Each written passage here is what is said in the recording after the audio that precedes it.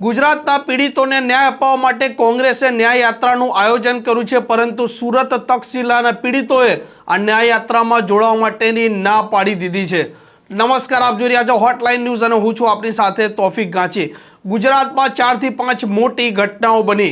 જો તે ઘટનાઓની વાત કરીએ તો સુરતનો તક્ષશિલા કાંડ હોય, વડોદરામાં જે હરણી બોટ કાંડ થયો તે હોય, મોરબીમાં જે ઝૂલતા પુલમાં ઘટના બની હોય તે હોય, અને તાજેતરમાં રાજકોટમાં જે ટીઆરપી અગ્નિકાંડ થયો તે હોય। આ ચારે ચાર ઘટનામાં અનેક લોકોના મૃત્યુ થયા છે અને તેમના પરિવારજનો આજે ન્યાય મેળવવા માટે પોલીસ સ્ટેશન અને કોર્ટના ચક્કરો કાપી રહ્યા છે। કોંગ્રેસે આ પીડિતોને ન્યાય મળે તે માટે ન્યાય યાત્રાનું આયોજન કર્યું છે। જોકે ચર્ચાઓ ચાલી રહી છે કે રાહુલ ગાંધી કોંગ્રેસને બેઠી કરવા માટે આ ન્યાય યાત્રા છે તેનું તેમણે આહવાન કર્યું છે। આવનારા સમયમાં પંચાયતોની ચૂંટણીઓ યોજાવા જઈ રહી છે અને તે પહેલા કોંગ્રેસ છે તે સક્રિય બની છે। આજે મોરબીથી કોંગ્રેસે ન્યાય યાત્રાનું આયોજન કર્યું છે, તે પહેલા જ કોંગ્રેસને ઝટકો લાગ્યો હોય તેવું લાગી રહ્યું છે। તક્ષશિલા કાંડ જે સુરતમાં બન્યો હતો તેના જે પીડિતોના માતા પિતા જે બાળકો મૃત્યુ પામ્યા હતા તેઓ આ યાત્રામાં જોડાવાની ના પાડી દીધી છે। તેઓ ના પાડવાનું કારણ શું આપ્યું છે અને આ ન્યાય યાત્રાને લઈને શું કહી રહ્યા છે તે આપ સાંભળી લો। મારું નામ ચતુરભાઈ વસોયા।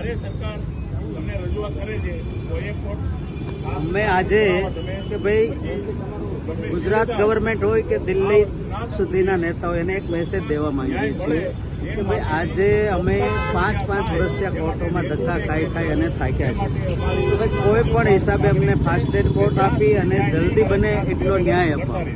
અને બીજો મુદ્દો કે ભાઈ અમારા નામે કોઈ પણને એ લોકો ફોન કરે છે, તક્ષશિલાના વાલીઓ તમે ન્યાય યાત્રામાં જોડાઓ, આમ કરો, અમે તમને આમ કરી દઈશું, પણ એ અમને કોઈ કબૂલ નથી। અમારે આની અંદર રાજકારણ એન્ટર કર્યું નથી અને કરવા દેવા માંગતા નથી। અમારા બાળકો હોય કે બીજા કોઈ પણ પીડિત પરિવારના સ્વજનો હોય, એની લાશો ઉપર જે કોઈને રાજકારણ કરવું હોય તો એને મુબારક છે। ચાહે જિગ્નેશ મેવાણીના બી ફોન આવ્યો હોય, ચાહે રાહુલ ગાંધી હોય। 5 વખત સાહેબ અહીં રાહુલ ગાંધી આવી ગયેલા છે। આ 5 વર્ષમાં તક્ષશિલાઓ બનાવ બન્યા પછી સુરત કોર્ટમાં હાજરી આપવા, જો એને એટલી જ લાગણી અમારા પ્રત્યે હતી તો એ અમને ત્યારે મળી શકતા હતા। તો હવે આજે 5 વર્ષે એ અમને યાદ કરે તો એનો કોઈ મતલબ જ નથી સાહેબ। તો એના માટેનો અમારા મગજમાં એક જ વસ્તુ છે, તો એને રાજકારણ જ કરવું છે। અમારે કોઈ વિરોધ નથી, કોઈ પણ પક્ષ છે અને કોઈને એન્ટર નથી થવા દીધા। આજકી સુધી અમારી સરકાર સામે ભ્રષ્ટાચાર સામે લડત હતી છે, હજી અમે એની મૂકી જ નથી। યાત્રામાં જોડાવાના છો? યાત્રામાં અમે કોઈ જોડાવાના નથી। આ ચોખ્ખો મેસેજ છે ને અમે એને કહેવા પણ માંગીએ છીએ કે આ ધતિંગ બંધ કરી અને લોકોને સપોર્ટ ઓરિજિનલ કરો ન્યાય અપાવવા માટે, કે તમારે મતની ખેતી કરવી હોય તો બીજાની લાશો ઉપરથી બંધ કરો। તમારું નામ?